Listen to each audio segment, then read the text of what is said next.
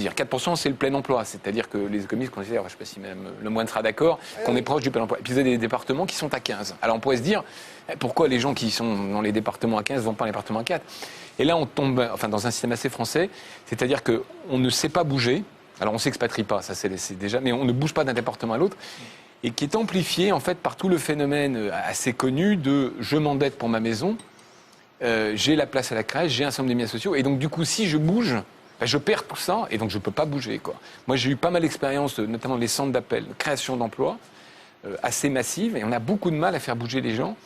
Et ça c'est vraiment un message à faire passer, c'est-à-dire que l'emploi bouge, les Américains, à tort ou à raison, ils se déplacent, ils suivent l'emploi, et nous, on ne le fait pas assez. Puis vous avez un troisième phénomène, alors là, qui est vraiment, je crois, constitutif de l'économie moderne et qui est très difficile. Quand vous êtes informaticien, vous avez 25 ans, et vous tombez au chômage, ça n'est pas un drame. Parce que vous savez que vous avez vos 24 mois d'indemnité, et qu'en plus, vous avez toutes les chances de retrouver un job. Parce que le taux de chômage d'informaticien, aujourd'hui, je ne sais pas si c'est 2-3%. Par contre, quand vous êtes une femme ouvrière à Clairvoie, fabriquer des pneus, et que ça fait 30 ans que vous faites ça, et que vous n'avez pas d'autre métier, qu'il vous reste 10 ans de carrière, là, il y a un vrai sujet. Parce que, voilà, il n'y a plus d'emploi dans cette commune. Enfin, je ne connais pas Clairvoie, mais vous voyez, l'usine qui ferme. Et c'est le vrai sujet du chômage aujourd'hui, d'arriver à mettre des moyens de formation. Parce que c'est vrai, on ne fabriquera peut-être plus jamais de pneus ou de ce type de production dans des endroits. Mais à cause des délocalisations et à cause des marges qu'on veut toujours plus. Parce que c'est sûr que de mettre mais en vous savez, les Chinois, ils ont envie de fabriquer des pneus. Ils ont envie de fabriquer des pneus, les Chinois. Ils ont envie. Mais oui. Ils ont envie de fabriquer des iPhones et d'avoir des filets en dessous de leurs usines pour éviter qu'ils se suicident et de vivre à 8 par dortoir. Vous avez lu les études sur le Chine ? 350 € par mois. Mais bien sûr, je lis les études sur la Chine. Ils ont envie de fabriquer des pneus, d'accord. Ils ont envie de progresser, ils ont envie de... Mais bien sûr que si. Peut-être pas au point de payer 350 € par mois. Si tout le monde pouvait avoir le même salaire, ça serait formidable, mais c'est pas le cas. Le problème, c'est que les ouvriers français, les travailleurs français sont maintenant mis en compétition avec la mondialisation, avec des ouvriers chinois. Et à 350 € par mois, on ne peut pas gagner. C'est impossible. C'est un fait. Oui, donc il ne faut plus fabriquer de pneus en France, probablement. Ah bah non, il ne faut pas délocaliser, il faut arrêter de faire des marges aussi exceptionnelles. Ça va, quoi. Autre différence, attendez, je vous interromps parce que je vous ai interrompu tout à l'heure, vous faisiez la différence entre les grandes entreprises du CAC 40 et les PME. Et je vous ai arrêté pour dire on en parlera tout à l'heure, donc il est temps d'en parler. D'ailleurs, après la publication des rapports, des super profits des entreprises du CAC 40, Laurence Parisot, la patronne du MEDEF, sur ce même plateau d'ailleurs, au Soir 3, est venue dire attention, ça n'est pas le cas de tout le monde, je propose de l'écouter tout de suite. Il ne faut surtout pas qu'ils le vivent mal, il faut qu'ils se disent que c'est une excellente nouvelle pour l'économie de notre pays. Ces grandes entreprises sont nos champions, nos championnes du monde, et c'est elles qui peuvent tirer l'ensemble de l'économie française vers le haut. Ce qui est important en revanche à mes yeux, c'est que ces grandes entreprises, et je leur demande instamment, il faut qu'elles aient la PME attitude, c'est-à-dire il faut que sans cesse elles se disent, puisque moi j'ai retrouvé un certain niveau de rentabilité, comment je fais pour faire travailler les très petites et moyennes entreprises françaises pour que tout le monde retrouve la croissance et un certain niveau de vie. Donc Mathilde Lemoine, que j'ai interrompue tout à l'heure sur ce sujet, qu'est-ce que vous vouliez ajouter ? Oui, c'est que le problème en France, c'est que les PME ont une très faible profitabilité pour plusieurs raisons. D'abord, elles payent un impôt sur les sociétés qui est plus élevé que les grandes entreprises, et vous l'avez justement dit tout à l'heure. Ensuite, on a un État qui est très présent, assez rigide, avec beaucoup d'administratifs, et les grandes entreprises sont mieux outillées pour le gérer. Et donc, ça pénalise les PME. Et enfin, les PME en France ne sont pas assez grosses pour exporter. On l'a beaucoup vu en comparaison avec l'Allemagne.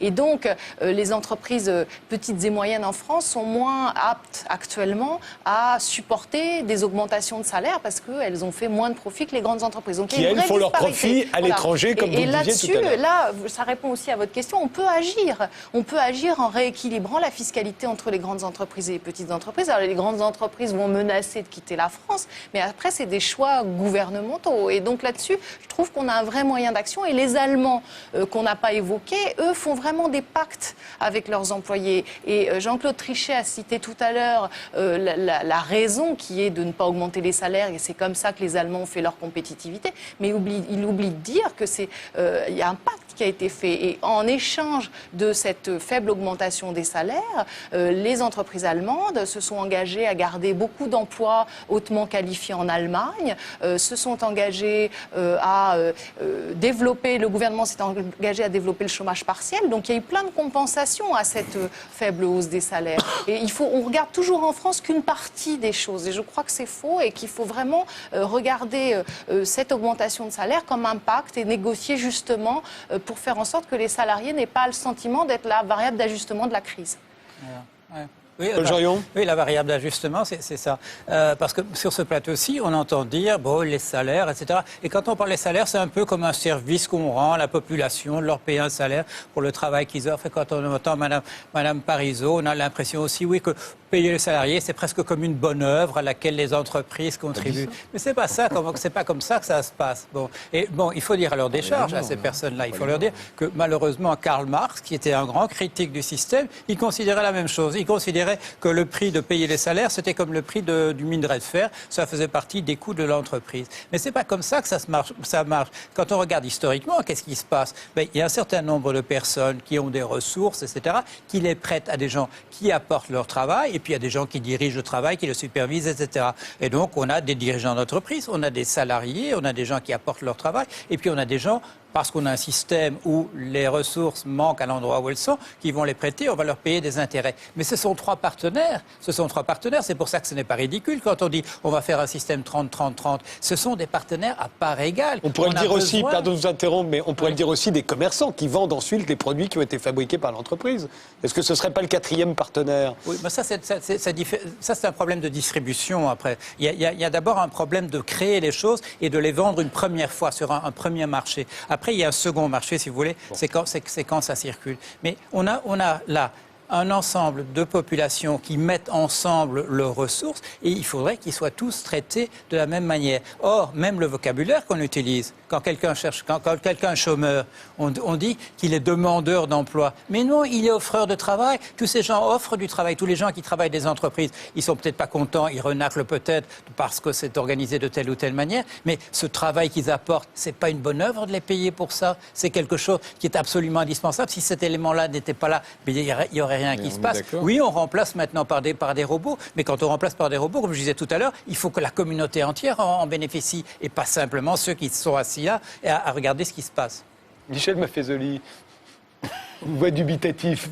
Bon, pas du tout. Bon, j'écoute. Je vous dis que j'avais pas beaucoup de compétences économiques, donc j'ai pas grand-chose à dire. Sinon que, dans le fond, on est parti du fait qu'il y avait une discrépance entre des profits énormes et puis des salaires qui ne bougeaient pas. Moi, je crois que c'est pas un problème quantitatif. C'est un peu comme le tsunami de tout à l'heure. Me paraît beaucoup plus important le fait qu'il y a actuellement un désir, dans le fond, peut-être pas de justice, mais de nouvelles formes de solidarité. Le mot que vous avez employé, de consensus. Et dans le fond, une société repose finalement sur cette idée qu'il faut arriver à avoir du consensus. Et ce qui était le propre de l'économie jusqu'à maintenant, et là c'est la fin de ce cycle, c'est que justement on ne cherchait pas à établir des rapports de pacte, des rapports de consensus du fait que le qualitatif avait de l'importance. Et donc on posait le problème en termes d'égalité, d'égalitarisme, etc. Je ne crois pas que ce soit le problème d'égalité. Il y aura toujours des disparités, il y aura des vraies différences qui pourront se faire. Et puis c'est ce qui est la nature humaine, où il y a ces différences-là. Tout le problème est de voir comment vont s'ajuster en quelque sorte ces diverses différences. Et ça, c'est le vrai problème actuellement. Quelle nouvelle forme de solidarité, quelle nouvelle forme de générosité. C'est pas du caritatif, ça. C'est véritablement un nouveau vivre ensemble qui est en gestation et qui ne sera pas un simple soit de la forme comme ça, d'émancipation, soit de la révolte ou autre. C'est plus ça qui est en jeu. Ce n'est plus non plus l'égoïsme qui était le propre de l'entrepreneur qui voulait pour lui-même. C'est plus ça qui est en jeu non plus. C'est véritablement un nouveau pacte qui est en gestation. Et puisqu'on est parti du tsunami, pour moi, le vrai tsunami, il est là, silencieux, qui fait que de toute façon, on ne comprend rien à ces chiffres de 86 milliards, tout ça. Enfin, moi, je n'y comprends rien, je ne sais pas ce quoi ça renvoie exactement. Mais ce qui est certain, c'est que dans l'ère du temps, c'est pas simplement une augmentation de salaire, même si c'est ce que l'on dit. c'est plutôt un qualitatif de la vie qui est important. C'était la conclusion de Michel Maffezoli, puisqu'on arrive à la fin de cette émission. Il vous reste 1 minute chacun. Oui, moi, je voudrais voudrais dire donc à mon voisin en face que le capitaliste n'est pas encore mort. Je trouve qu'il est le titre de votre livre, il est bientôt mort.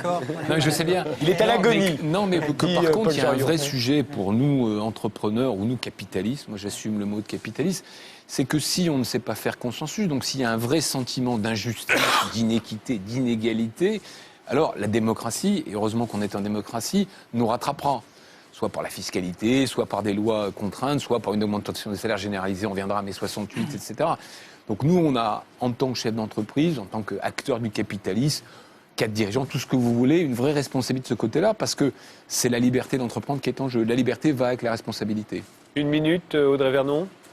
Non, je trouve qu'il y a toujours un côté un petit peu condescendant au niveau des capitalistes quand ils payent les travailleurs.